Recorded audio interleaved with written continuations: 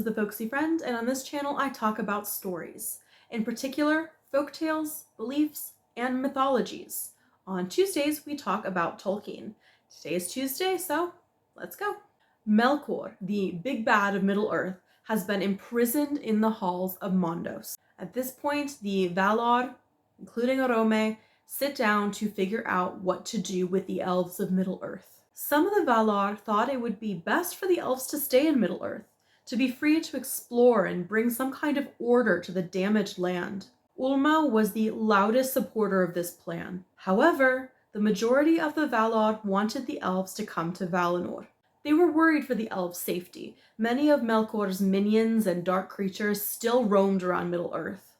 But honestly, mostly, they just wanted the pretty shiny new things to come live with them in Valinor. At last, therefore, the Valar summoned the Quendi to Valinor, there to be gathered at the knees of the powers in the light of the trees forever. And Mondos broke his silence, saying, "So it is doomed." From this summons came many woes that afterwards befell. The elves were immediately aware of the summons, but they were not too keen to listen.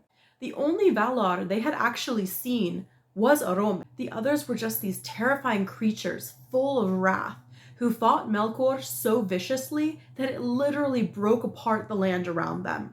The Valar sent Orome back to the elves, and he chose 3 of them to come over to see Valinor. The hope was they could report back to the others and convince everyone to go over. The 3 that were chosen were Ingwe, Finwë, and Elwë. These 3 traveled to Valinor and were entranced by the light of the trees and awed by the glory of the Valar. So when Orome returned them, the 3 ambassadors convinced as many elves as possible to travel with them into the west. Here is where we start to see so many names of elves splitting apart in different groups. So brace yourself, I'll keep track of it on screen. Thank you, Tolkien. Most of the elves decide to follow Ingwe, Finwë, and Elwë, who became their kings. But there were many who decided not to leave Middle-earth. The original name the elves had given themselves were the Quendi, the people who speak with voices. And when they split initially into 2 groups, those who were leaving and those who were staying, these groups became called the Calaquendi, elves of light who were going to journey to see the trees of light, and the Moriquendi, elves of darkness who never even tried to go see the light. The Calaquendi, the light elves, decided to take on the name Eldar, which is the name that Orome had given them. And the Moriquendi, the elves who decided to stay in the beautiful starlit world they knew instead of following some pipe dream about shiny trees, became the Avari, or the unwilling. Tolkien tells us that many ages pass before Avari and Eldar will ever meet again. So now we're going to focus on the Eldar, the group that decides to follow Orome to Valinor. The Eldar split into 3 groups, each led by one of the 3 ambassador kings. The first group was led by Ingwe and called the Vanyar. This was the smallest group, but Ingwe was considered to be the highest lord of all elves. The second group was led by Finwë and called the Noldor. This is the group that make up the majority of First Age history, and their descendants continue to be important in all history. This is Galadriel's family. The third and last group was led by Elwë and called the Teleri because they tarried on the road to Valinor. This is the group that had the most trouble making it to their destination. The Eldar all left Cuavianen, following Orome, who led the way upon his shining horse Nahar. Orome led the group north along the Sea of Helcar, then turned west. Once they were heading west, the group could see the dark clouds in the north, which hung above the ruins of Autumno, the aftermath of the Great Battle of the Powers. These clouds were so dark that the elves couldn't see the stars through them, and the sight of it made some of them become afraid, and they turned back. The journey across Middle-earth was slow. There were no paths, no roads, and the elves were amazed by everything they saw. They'd never been away from their original home in Cuavianen because Melkor's agents and minions had kept them afraid to leave. Now they could see all the wonders of the world, the forests and rivers. and they took their time enjoying the sights. They also took their time because many of them were very nervous about actually making it to Valinor.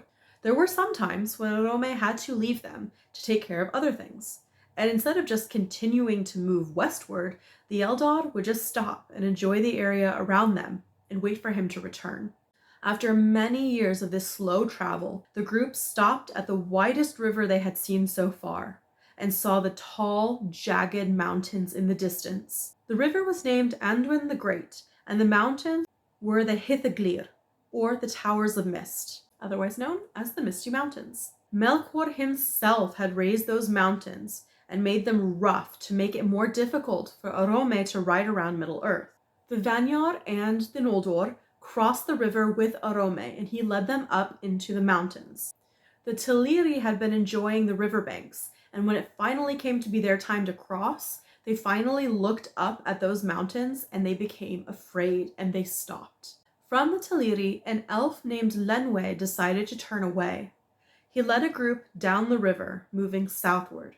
This group became the Nandor. They're considered to be part of the Moriquendi, but they're in a new subgroup called the Umanyar, those who started on the road to Valinor but never actually made it there. In time, the Nandor became the elves who knew the most about all living things in Middle-earth.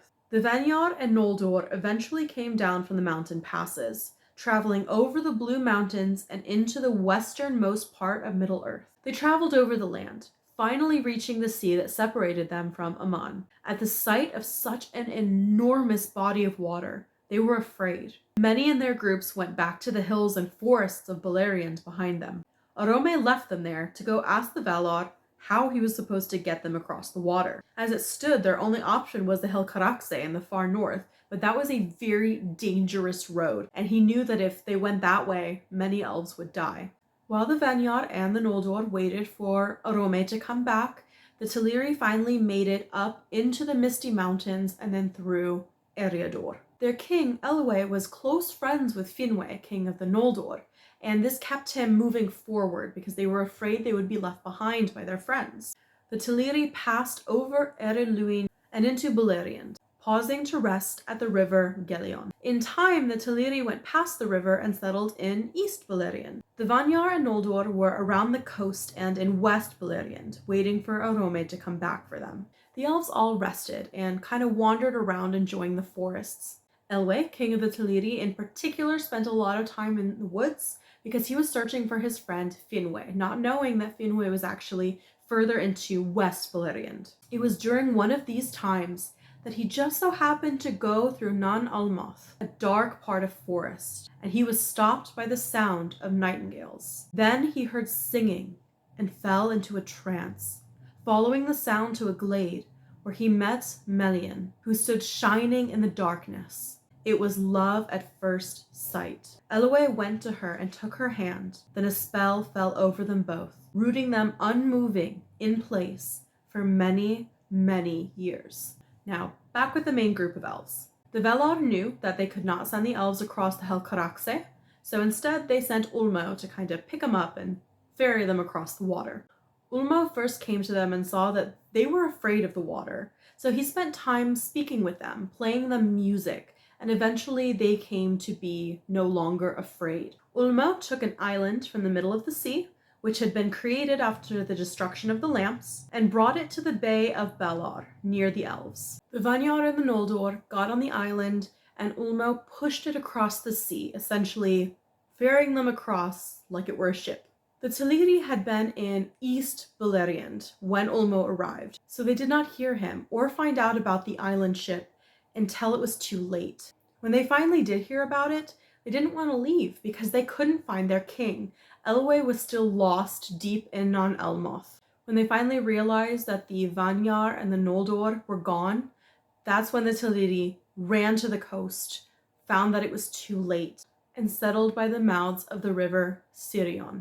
Olwe, who was Elwë's brother, became their king. In time, the Teleri befriended Ose and Uinen. The Teleri had always loved the water, and now they developed a strong love for the sea. They learned to emulate the sound of water in their voices and became the most beautiful singers of any creatures in Middle-earth. After many years had passed with the Noldor praying for the Teleri to join them, Ulmo finally went back to Middle-earth to collect those who still wanted to make the journey. Many of the Teleri did want to go to Valinor, but Ose was not too happy about it. He did not want to lose his friends or their beautiful singing, so he tried his best to persuade them to stay. There were also others of the Teleri who refused to leave without Elwë, who they still could not find. So, although most of the Teleri did get on the island to be ferried across, there were two groups of them that stayed. The Falathrim, who stayed by the sea and eventually became mariners, and the Eglath, who still searched for Elwë in Beleriand. As Ulmo pushed the island through the sea, Ose followed close behind. When the island was in the Bay of Eldamar, Ose called out, and the elves asked Ulmo to stop. He rooted the island to the sea floor, and it became known as Tol Eresi, the Lonely Isle. The Teleri were close enough to Aman to see the light of the trees and Valinor, but they were still in their beloved sea under the stars.